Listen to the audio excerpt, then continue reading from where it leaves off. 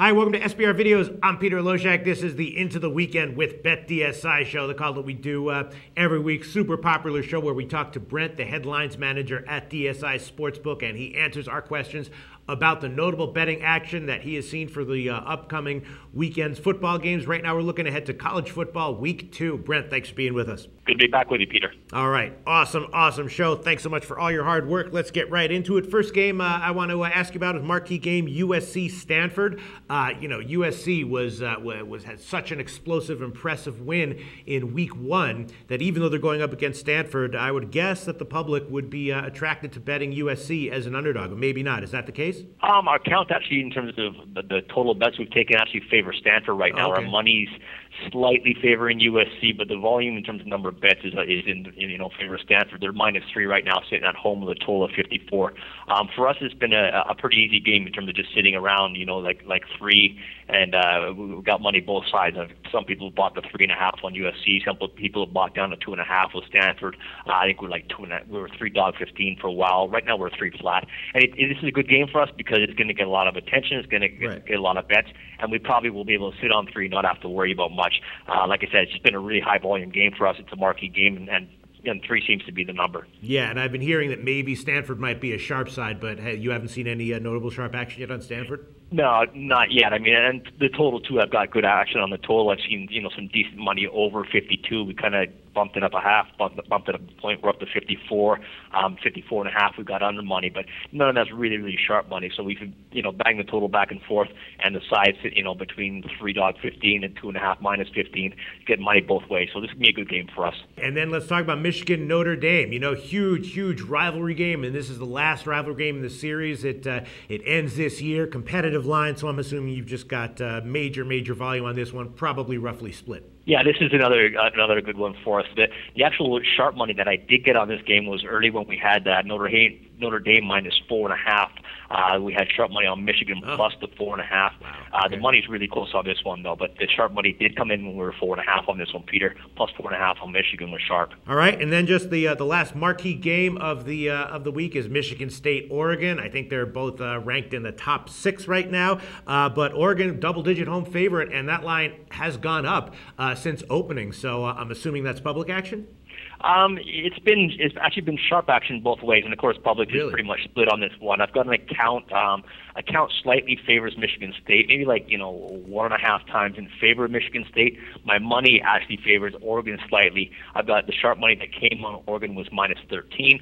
I've had some sharp money on Michigan State coming back at 13.5. So we're sitting at 13.5 right now simply because we still have money on Oregon. So that one, again, it could go bang back and forth between 13 and 13.5. But that's it's another situation where it's a good game for us because we're sitting on a number like 13, 13.5 that probably shouldn't land, and we're getting really good volume on it as well. Wow, and you've had sharp accounts hitting both sides of that.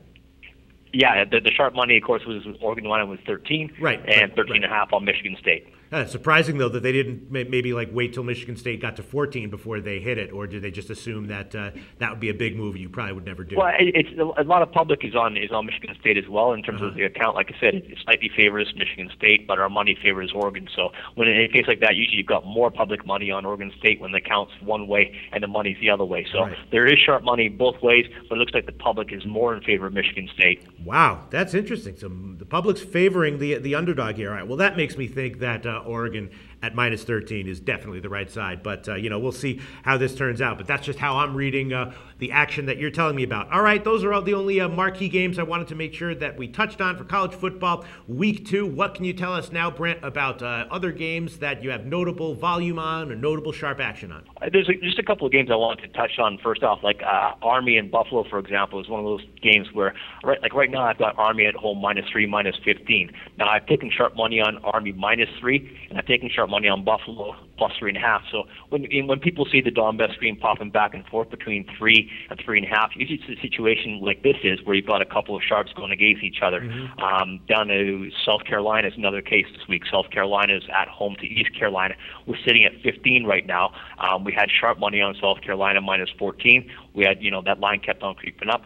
finally Sharps came back on East Carolina at 16.5. Now we're sitting at 15th, where kind of none of the Sharps are really going to touch it until it moves either way, probably. So it's just kind of, interesting in terms of looking at the anatomy of line, how we get to a line, how it gets there. So, I mean, yes, we would move from 14 all the way to 16.5. If it doesn't land, we're okay, but we've gotten a ton of action. It kind of makes sense financially to move the line like that, to get action both ways. So that's just kind of, I wanted to touch on those two games, just kind of like anatomy of how we get there.